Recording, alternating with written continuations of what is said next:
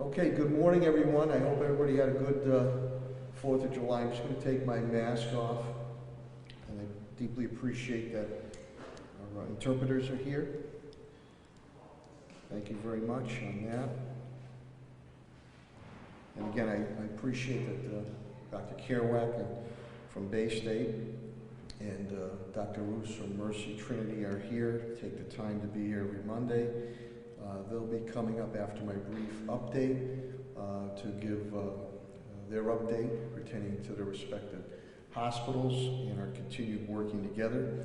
And then as we've done the past 3 weeks or month, so they can get back to their important duties, we'll take questions from the media for Dr. Kerouac and Dr. Roos immediately, and then we'll go back into updates from my cabinet heads on the city of Springfield.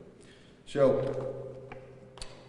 we had some good numbers as far as new cases this past Thursday, 4, Friday, 8, Saturday, 4, Sunday, 8, for a total of 2,683.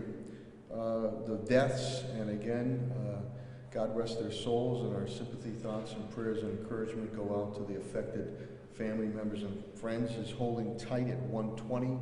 Though Commissioner Helen Colton Harris indicates there could be some reclassification coming from the state.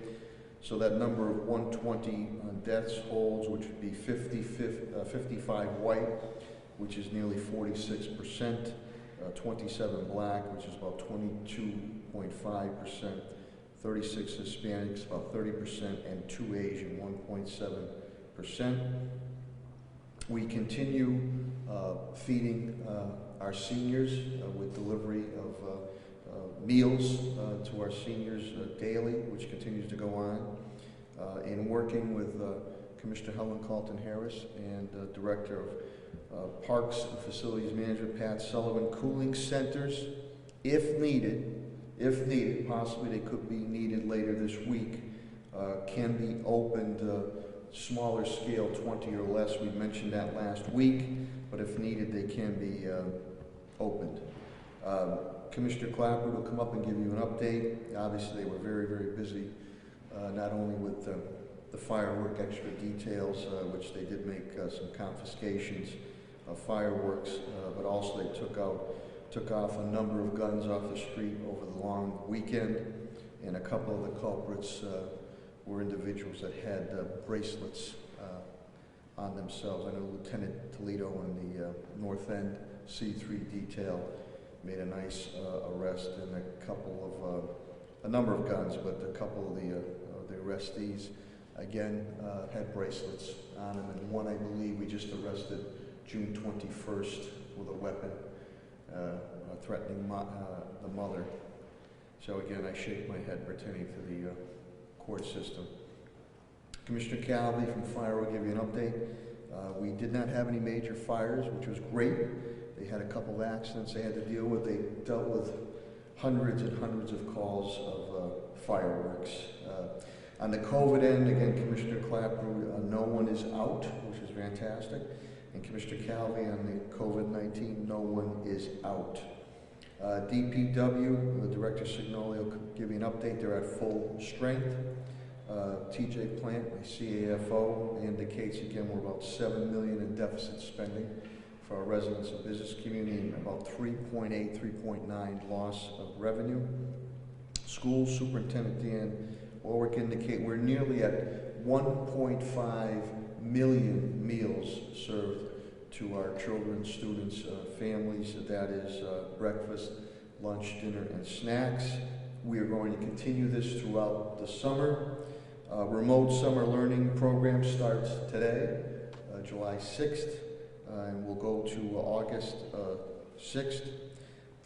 Superintendent Warwick and his team continues to work on the reopening of school in the fall. Again, we have 3 plans: full return, hybrid, or remote learning, going, if possibility, on all 3.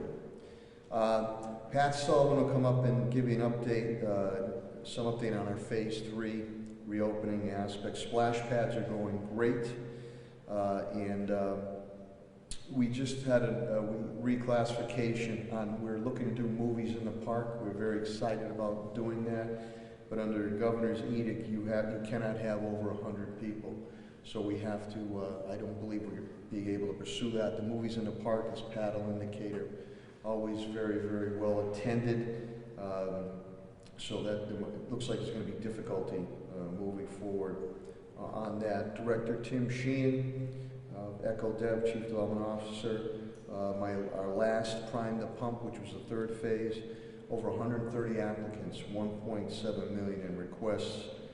We've put out 1.225 million, so we're reviewing those applications. And the nonprofits, which is very near and dear to my heart, coming from my old South End Community Center days, we put out $250,000 to help out nonprofits, and that's up to $25,000 moving forward.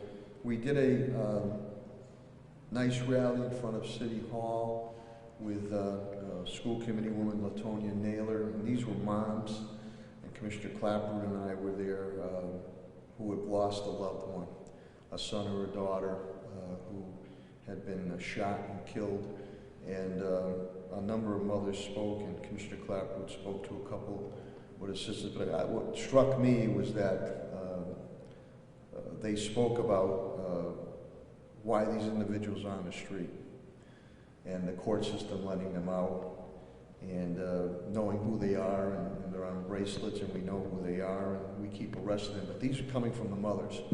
So black African-American mothers. And one, Miss Clark, just lost her daughter, who had nothing to do with anything. Wrong place at the wrong time. And I think that's important to point out. Commissioner Helen Carlton-Harris and myself and Attorney Talia G., our Chief Diversity Inclusion Officer, did another community forum at Mount Zion Baptist Church last week in the evening with Pastor Atu White, and that was well received as we continue to move forward in unity. So that is the brief update pertaining to our COVID-19 situation. We are in phase 3. Pat Sullivan and Helen will probably go into that a little bit more. We're going to stay status quo, but I think you're going to hear from Helen, and I know you're going to hear from Dr. Kerouac and Dr. Roos. Even though our numbers continue to trend in a good way, we have to stay ever vigilant that we follow the guidelines of masking, the hand washing, the social distancing. If you don't feel well, stay home, because you have seen these spikes in a number of states across America. We don't want it here. People do like to travel. Our coordination with Bay State and Mercy's work very well if and when we do face an uptick. But I'm sure that Dr. Kerouac and Dr. Roos will give an update of what trend they see coming, whether in a positive or challenging type way. But again, to the people, residents, City of Springfield, and business community, I deeply appreciate your continued cooperation and collaboration. It's because of each and every one of you we've been able to move forward in our continuing efforts to defeat this COVID-19 coronavirus. Without further ado, I'm going to bring up the President and CEO of Bay State Health Systems, Dr. Mark Kerouac. Thank you.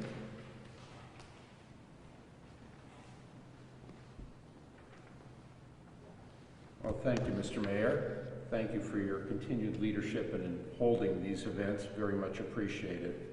And I also want to congratulate Commissioner Carlton-Harris for her successful efforts to blunt the impact of the virus here in Springfield. The news from Bay State is pretty much the same as it was last week. 15 patients who are COVID positive in all across the health system. All but one of them are at Bay State Medical Center, and only one now in critical care. We're typically seeing about 2 to 3 new cases a day, which means the virus is still circulating in the community, but at a very low level. All of our COVID care is now in a single unit at Bay State Medical Center, and it keeps the rest of the hospital system open for traditional care under the new guidelines for keeping patients and visitors safe. We continue to work hard to secure adequate supplies of personal protective equipment for our team members and local testing supplies. These are now becoming scarcer and scarcer as the virus flares in other parts of the country and as other industries begin to open up, which often encumbers testing and PPE as well. We're continuing to test 300 to 400 individuals per day with a very low positivity rate, 1 to 2%.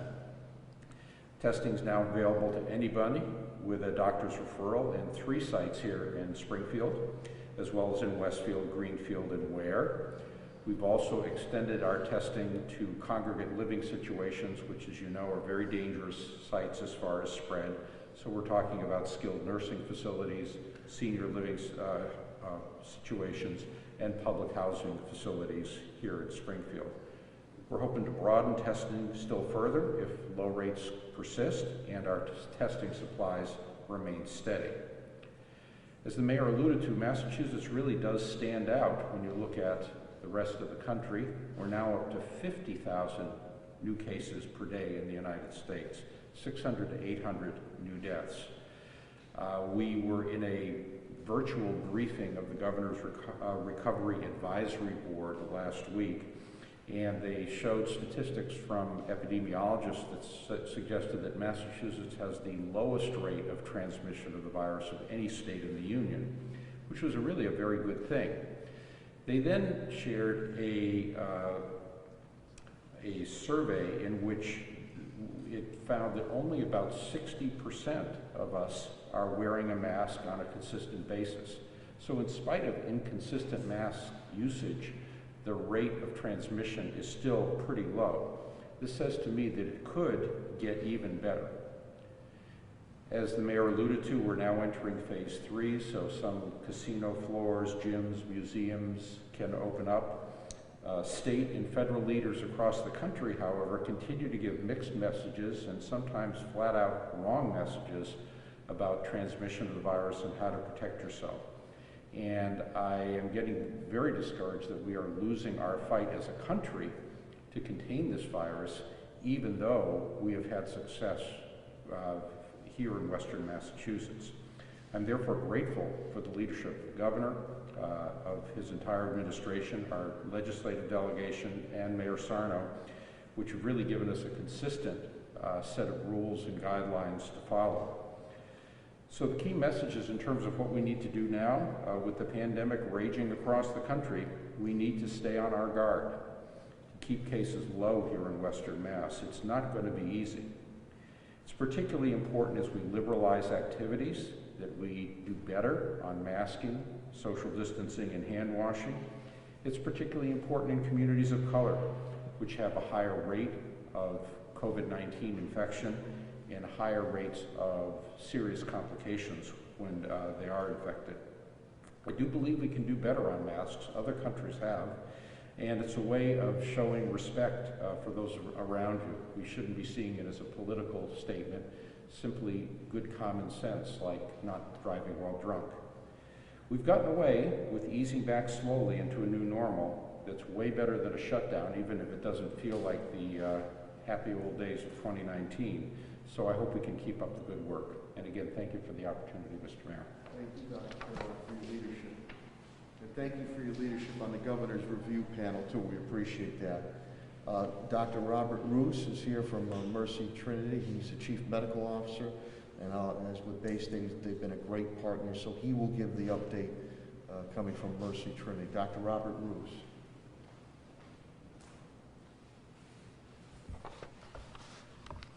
So good morning, everyone, and thank you, Mayor, and all the commissioners and the legislative delegation. As well, I want to echo Dr. Kerouac's sentiments that Massachusetts really has been a shining example of what collaboration based in public health and science can do. And I just want to recognize that and thank you all for your efforts as we move forward. I also hope you had a nice, restful, peaceful, and safe Independence Day weekend. This past weekend, in fact yesterday, Mercy Medical Center achieved an important milestone in relation to the coronavirus pandemic as we discharged our sole remaining COVID-positive patient in the hospital safely to home. So for the first time in 16 consecutive weeks, 112 consecutive days, we have 0 COVID positive patients admitted to Mercy Medical Center, and all of our units are currently COVID-free. We're now into our 5th month fighting this pandemic in Massachusetts. We've seen over 110,000 confirmed infections, and we know that this has been a journey, and one that has been both long and challenging, but also that it is far from over yet. I do want to take a moment to recognize the commitment, the teamwork, the skill, and the bravery on behalf of all of the colleagues at Mercy Medical Center and affiliates, all of the support staff, the leadership, and our community and other hospital partners here in the region for contributing to this moment. I want to thank you for what you've done and for what we will continue to achieve together with a focus on public health, healing the community, and now reopening in our recovery together. Together, our colleagues at Mercy Medical Center and affiliates have treated over 700 patients in our hospital and emergency department since the beginning of this pandemic. Together, we performed more than 18,000 coronavirus tests and have done outreach to those communities particularly at risk, including in long-term care facilities and the homeless. We've seen more than 15,000 negative test results now, and our weekly percent of positive tests is between 1% and 2%. Together, we've utilized treatments for the most critically ill, and we continue to study their effectiveness. Together, we've modified policies and floor plans, and we've adopted countless new processes in order to keep our colleagues and our patients safe. And most importantly, together as a community, as I mentioned at the outset, we have flattened this curve, and Massachusetts can be a model for other areas of the country. At Mercy last week, we also celebrated the remarkable story of a young man, Gustavo, who goes by Gus, who at 36 years old contracted the coronavirus early in the pandemic and ended up being hospitalized with a severe infection. But as a result of his determination, great skill, and rehabilitation, he was discharged last week after 95 days in the hospital. At Mercy, we've celebrated each of those stories when someone's discharged home with what we had called a code journey, where the patient exits to the cheers of the staff with that familiar tune, "Don't Stop Believing," playing overhead. And I want to say that this one, as well as the code journey that played yesterday when our sole remaining patient went home, were very special ones. Because as a hospital, we've been on a journey. We've been on a journey to zero COVID. And while we know it's not going to stay zero, I do believe it's a moment for us to celebrate. Because just as Gus, in his own words, couldn't wait to get home to hug his wife and kids and enjoy his favorite meals, we too want to get back to the activities and the routines that we had. And this is just a symbol for us and of hope to come. However, it's also equally important that we do remain cautious, that we are vigilant, and that we are always prepared for what the future brings, as COVID has not been eradicated in the slightest. In fact, as mentioned, the numbers of new cases are increasing at a concerning pace in many areas throughout the country, with the rates and the numbers of new infections higher now than they were earlier in the pandemic, when Massachusetts was feeling its peak and surge. And ultimately, with travel and more reopening, it could ultimately put us all at risk of an uptick in cases here. So I urge you and I encourage us not to let our guards down. We must continue to follow the guidelines and practice the actions that have helped protect us all, with universal masking, with practicing diligent hand hygiene, with ensuring testing and quarantining of those with symptoms as well as those who may travel from a higher risk area. And importantly, to keep our physical distance of 6 feet or more, We know that those efforts have led to a dramatic decrease in the rate of transmission in cases. And at Mercy, despite not having any COVID patients in the hospital today, we know that we could have one tonight or tomorrow or in a couple days from now. And so we're not changing any of the policies or procedures that we've put into place to keep our colleagues, our patients, our vendors, and our visitors safe. We will continue to screen patients upon entry for their temperature and with questions. We will continue to test all patients coming for procedures or the hospitals.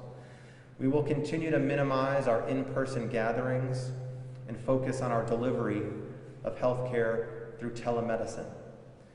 We will continue to incorporate the latest evidence-based protocols, and we will maintain our COVID-free zones. We're here for you, and we will have safe care for you. And as we look into phase 3, where we can begin to open up to additional in-person group treatment and day treatment programs, we remain focused on providing all aspects of care to you, including elective surgeries, diagnostic studies like MRIs, screening studies like mammograms, and all the routine primary care and specialty visits. Nevertheless, I'm always reminded that COVID has forever changed us as people and as a community, and it will cause us to transform both in size and scope in some cases, but it will not, of course, defeat us. Even if or when we have more infections, we will not relent in our ongoing commitment to the journey to zero. And at Mercy Medical Center and throughout Trinity Health, we take great pride in continuing to transform how we can meet the community's needs. We continue to urge you and thank you for taking care of yourself and others. And if we do that, I remain confident that we will emerge stronger together. Thank you. Thank you, Dr. Roos. We'll have Dr. Roos and Dr. Kerouac take any questions the media might have at this point in time. I also want to thank Patrick Leonardo, the Director of Operations for AMR, who's here every week too. So if there's any questions for Dr. Kerouac, Dr. Roos, please, now is your time. Doctor, I was just curious if you had any comments. You mentioned there is some concern about testing supplies, which of course affects the availability of testing more broadly. But it does appear that some states, like Connecticut, for example, is testing sometimes as much as twice as much as Massachusetts as a whole is, despite being only half the size. Are you at all concerned that as a state we're not necessarily monitoring broadly enough to be able to catch some of a tiny flare-up that might happen somewhere before it becomes a problem? Well, Secretary of HHS Mary Lou Sutters is monitoring the number of tests done across the state on a regular basis. It's on the state dashboard. They've set as a goal to move beyond the 10 or 12,000 a day that we do today to get to about 45,000 by the end of the summer and 75,000 by December. And there are a number of different strategies that are now in place. I know that there are some states that do better than we do that are doing more. A lot of it depends on your ability to get commitments from your vendors, and it's become very much a kind of free-for-all in terms of who has relationships with whom and who's able to get special shipments, very much like the story with PPE. But I certainly would support the sentiment behind the question, which is that we need to continue to increase testing, and we need to work hard to get those numbers up. But I do believe the state is focused on this quite a bit. And is the extent that it does seem consistently Western Mass has done, at least on average, better than the state as a whole in many of these areas throughout this crisis. To the extent that you're aware of what testing is being done across hospitals and other medical providers in this region, are you confident in what we're doing out here to properly monitor the disease, on a micro and a macro level in Western Massachusetts? So I think, again, I agree with Dr. Kerouac in that we know that more testing is going to provide us more surveillance, which ultimately gives us more information to identify if there's any clusters or hotspots. I believe that when the way that we've been testing initially had been a strategy that had been focused on those that are at the highest risk first. Those with symptoms, those with contacts. And as we have broadened that testing capacity and availability, we've opened up the capacity to test even here in Western Massachusetts and in all of our hospitals for patients that are asymptomatic or patients that are coming in for procedures. And with that, casting that sort of wider net, if you will, of testing, we continue to see low rates of positive tests, which is, I think, reinforcing that we are, testing a significant number of individuals. If we were to broaden that even further and test more individuals that were potentially even lower risk, we may identify some initial infections that could help us, but it's not suggestive to me that we're missing any areas that would identify or we see an uptick in the percentage of positive tests. So it's part of a larger public health and surveillance strategy, but I think here in Western Massachusetts, we've been able to increase our testing capacity so significantly compared to the early parts of the pandemic that it's given us a very reasonably accurate assessment of where we are. I have a slightly different take on it. I think we could be doing more. I'd like to see us do more. Bay State does 300 to 400 a day. We have a capacity to do up to 1,000 a day. We're now requiring a physician order to get a test. I think ultimately I'd love to have people be able to walk up and get a test without a referral.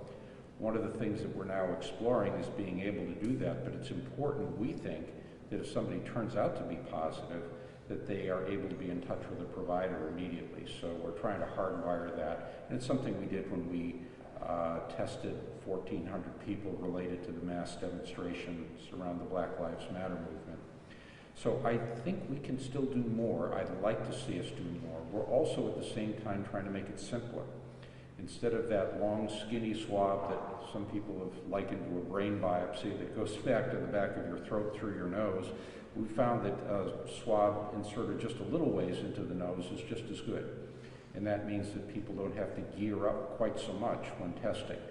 We're actually now testing to see whether or not a patient can administer it themselves. In other words, put the swab into the nose themselves and test themselves with the same sensitivity.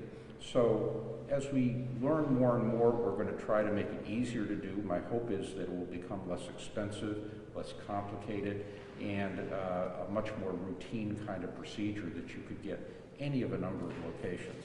We're also not focused on being the only testing outlet. I'd be thrilled if every drugstore and supermarket had a testing site as well, where people, at the spur of the moment could check themselves out.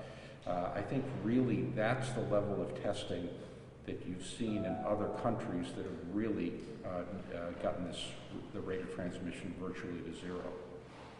And other than testing supplies, what would be the content? Is the state actually bar expanding testing beyond a certain, limits like that? Like, let's just say what's the problem with, vendors like, the grain testing supplies? Would there still be some type of logistical or legal problem that would bar you from just playing the doors open to anybody who would want to test? No, I think the major thing is the issue of being in touch with a provider. If indeed you test positive, you don't want somebody to find this out from a website or over the telephone and have all kinds of questions and not be able to figure out what to do next, because then that needs to initiate contact tracing as well. But even today, as I say, we have a lot of excess capacity, and a lot more people could be tested. Oftentimes what we find, the great majority of people tested are tested only once. They get it done once, it's not a pleasant experience, or at least it didn't used to be a pleasant experience. They decide that it's one and done. Whereas for most of us, our exposures are ongoing. And so, and I think this is going to ramp up quite a lot when students come back in the fall, when child care centers open up. A number of industries are going to require testing on a periodic basis, very much the way we do now in nursing homes. Any other questions from the meeting? Okay, hearing none, thank you, Dr. Caroline. Thank you, Dr. Thank you. Stay healthy. Yeah. To you and your staff, thank you for your opportunity for us. We'll now continue on from the city's perspective with my cabinet heads, and we will go as usual first with the Commissioner of Health and Human Services, Helen Halton-Harris.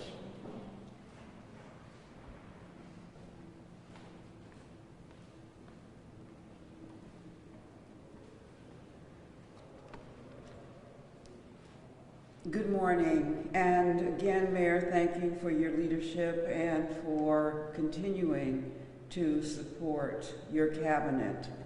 As the mayor said, in the city of Springfield, there are 683 cases as of yesterday. The total deaths in the city are 120. Again, as the mayor said, we send our condolences to those individuals who have lost a loved one due to COVID-19. We know that any loss in the family, no matter what the age, is difficult. We are here to be supportive. I have heard from so many of you, and I am grateful for the stories that you've told me about your loved ones, and I will be posting those stories with your permission. So thank you, public, for that. In Hampden County, there are 6,870 cases. That's 6.24% of the state. We are in the city of Springfield, 39% of the Hampden County cases. Sunday, June 28th, there were 14 cases. Monday, June 29th, 6. June 30th, 5. Wednesday, 7. July 2nd, 4. We had 8 on July 3rd. July 4th was 4. And yesterday was 8. I review that to let you know that in our city, we are seeing a decrease in our cases.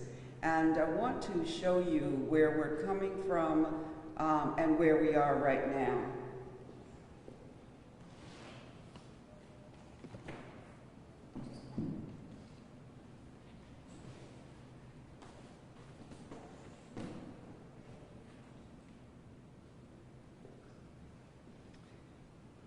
The map on the bottom reflects April 12th. As you can see, the map is very sparse in the number of red dots that you're seeing on the map. If you take a look at the map from today, you can see how far we've come as far as the number of cases are concerned.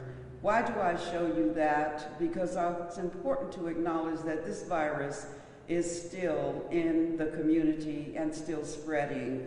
In 3 months, we have seen this map go from sparsely populated to overpopulated, particularly in some areas.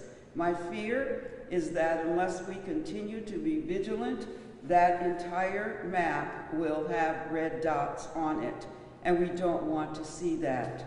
We are doing well, but I'm very concerned about what I'm seeing across the country. I know that many of you watched the media over the weekend and saw those individuals in beaches, no social distancing, no masks, and just acting as if this virus does not impact them. It is important for us to recognize, as we host individuals into the Commonwealth of Massachusetts and the city of Springfield, that we are being vigilant and being concrete about where they're coming from, making sure that we are taking extra precautions. If we are leaving this area to go to another area that has a high rate of infection, that we are taking care of ourselves and self-isolating when we return or quarantining. This is very important. If you look around the state of Massachusetts, while many of our states are doing well, there are some close to us that are not. It's important that we know our enemy. COVID-19 is the enemy, the silent enemy that has taken over our country.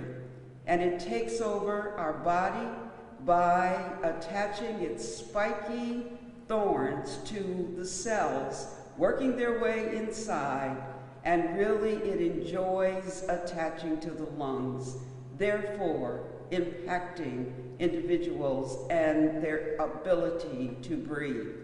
It's also important that we recognize that this virus is highly contagious. So City of Springfield, I ask you to continue doing what you've done. We've successfully opened, I believe, phase 2 of phase 2. Our restaurants, I visited, our stores, I visited, and we are doing well. I ask you to continue to do that, continue to protect each other. Phase 3 begins today. We will see that our maximum individuals have gone up to 25. So 25 individuals can be together, socially distanced and wearing masks, hopefully. And our maximum occupancy for large venues is 100. And so that's why we need to not do our movie theaters outdoors, because we can only have 100 individuals. Many of you have talked to me about festivals you want to have. You've talked to us about wanting to have large gatherings. We are disappointed as a city as well. We'd like nothing better than to host our large venues and have people come from all over to attend them. This is not possible right now. This is not personal. This is public health. And we're asking each one of you to please understand. We look forward to next year when we can celebrate freely, but right now we need to not have the large venues that we're used to enjoying during the summer. It is important to remember the symptoms. If you have a cough, if you're short of breath, if you have difficulty breathing, if you have nausea, if you have diarrhea, chills, shaking, loss of smell or taste, headaches, sore throat, please make sure that you're going to see your primary care physician, getting a note, and as Dr. Kerouac said, be tested. I'm going to end with the summer challenge that we all have. At the end of the week, we expect that we're going to potentially see a surge as far as heat is concerned. I'd appreciate it very much if those individuals who are over the age of 65 have underlying conditions that are susceptible to heat stress, that you take care of yourself. We will open the cooling centers and have some relief, but there can be no more than 25 individuals in those centers. Neighbors, take care of those individuals who are elderly. Neighbors, take care of each other and take care of yourselves. We are getting through this, but we cannot stop the work that we've done. Please be vigilant, be safe, and remember to take care of each other. Thank you. Thank you very much. Thank you, Commissioner Helen Carlton-Harris. We'll now go to the public safety component of this COVID-19 coronavirus update, and we will start with the Police Commissioner of the City of Springfield, Cheryl Clapper.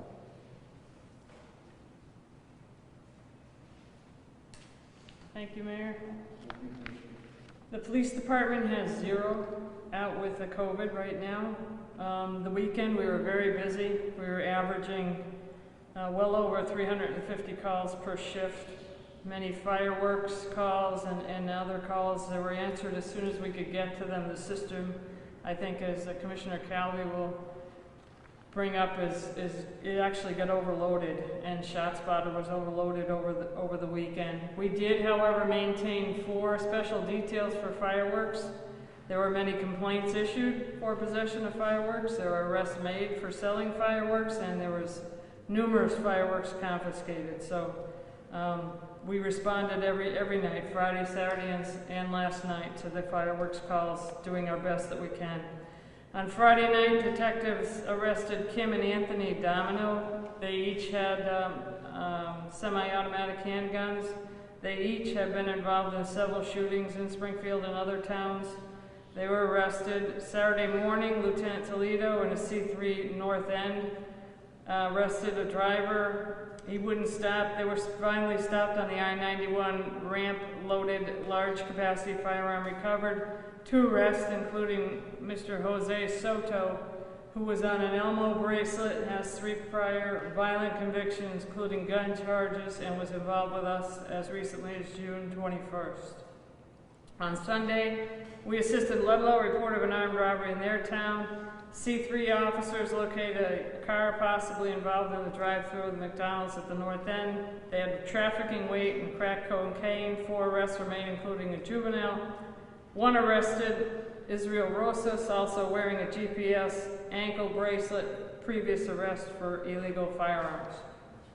I would like to congratulate retirees on Friday, Officer Mark Crutchfield, Officer Eddie Heine, and Officer Robert Brown. All 3 served the department well with distinguished careers, and they leave us, and they leave 34 plus years experience with each officer. So congratulations, officers. Enjoy the 2nd chapter of your life. Thank you, Mayor. Thank you, Commissioner. Thank you, Commissioner Clapper, and again to the retiring officers. Thank you for your brave and dedicated, courageous service to the residents and business community here in the city of Springfield. We'll now move to the fire component, and Commissioner of the Springfield Fire Department, Bernard B.J. Calvin.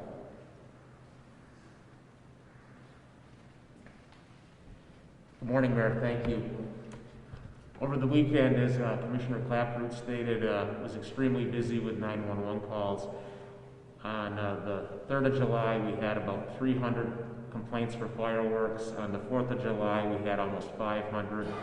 This caused the 911 system to be almost overwhelmed. Calls were being kicked to Northampton. They were being transferred back to Springfield to 130 Pearl Street.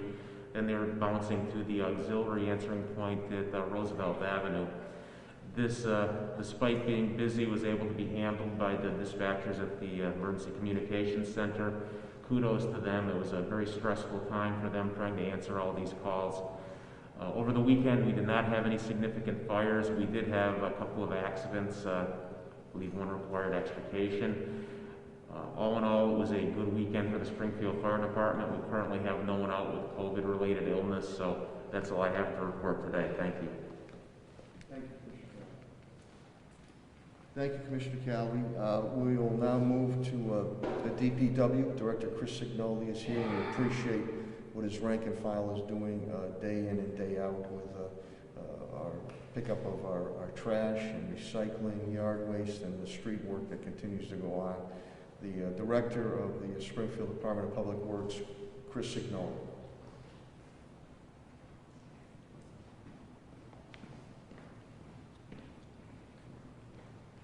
Good morning, Mayor. Thank you. The DPW is at full strength with regard to employees and COVID. As we move into the summer months, we will be moving into vacation season with a lot of our employees. We don't let them take vacation during the winter in a lot of cases. Trash, recycling, and yard waste has continued to be picked up. Again, we've had some delays on that on certain days, so it will be picked up on your day. If we are moving to another day, we will let you know on that. Construction is moving forward in the city. Central Street project will be starting in the next week or 2 with utility work, as well as Bay and Berkshire and 6 Corners. And that's basically the report from DPW right now. Thank you. Thank you, Director Signoli. Thanks, Director Signoli. Now on an update on facilities and parks is the Director Patrick Sullivan.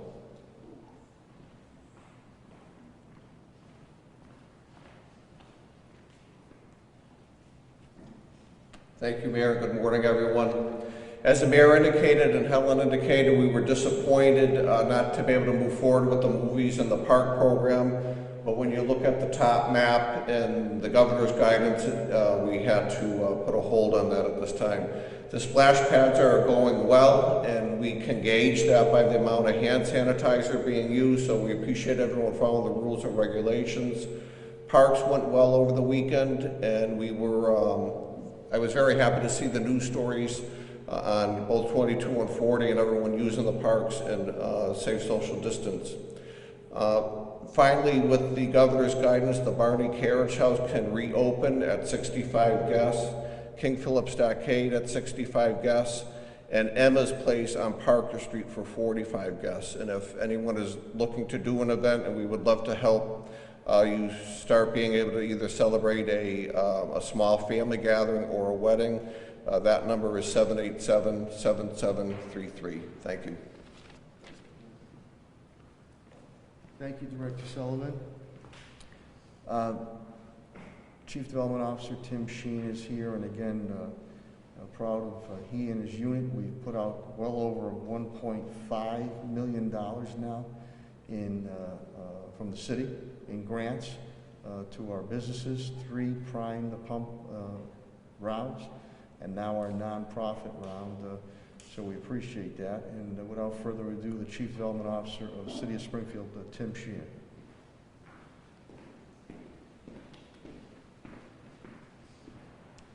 Thank you, Mayor. We're very happy to be on the first day of Phase 3 with more businesses opening. As the Mayor indicated, last week we announced a nonprofit round of grants totaling $250,000 for up to $25,000 per nonprofit. Those applications are due the 17th of July at 3 p.m. We have completed the round, the last small business round. We had well over 130 applications totaling $1.7 million worth of requests. We'll be scoring those applications.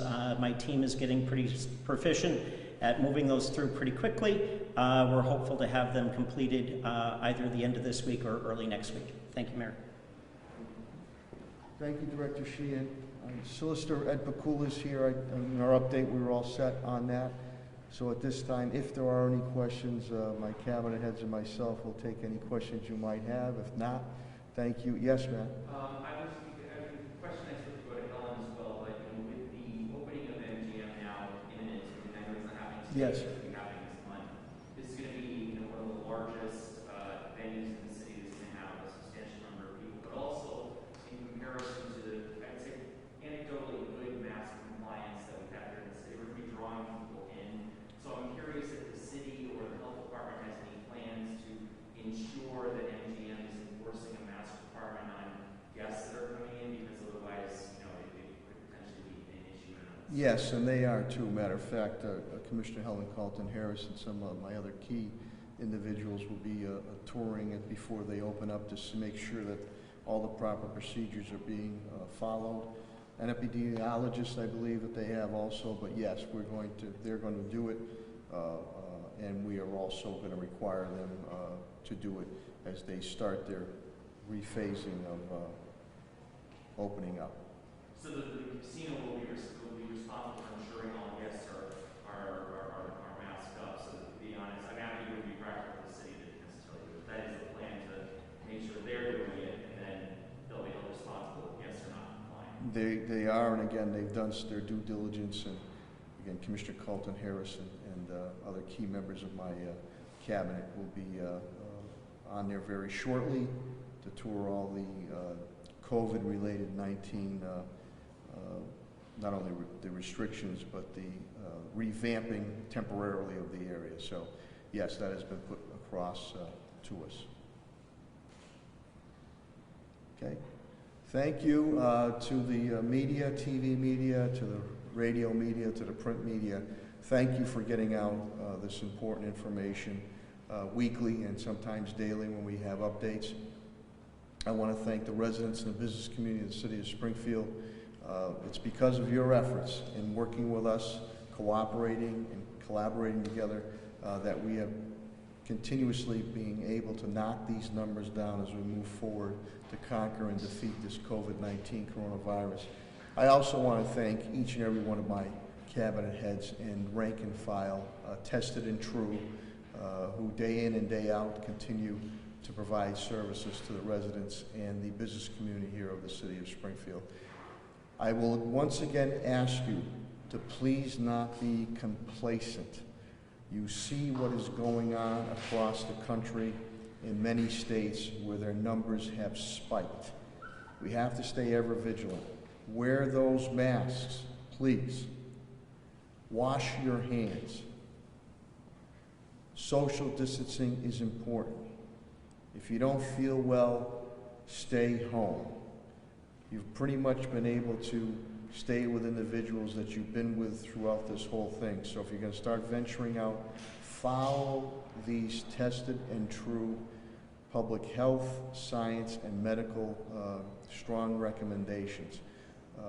Massachusetts is doing it right under Governor Baker, Lieutenant Governor Polito, and we're doing it right here in the city of Springfield with all the cabinet heads and rank and file. So, and working with Bay State Medical Center and working with Mercy Trinity, if and when, knock on wood, if and when a spike occurs, we'll be able to handle it. We don't want to get to that point, and we will continue to move forward. So I wish each and every one of you good health, and God bless you, God bless your families, and God bless our city of Springfield. Thank you very much.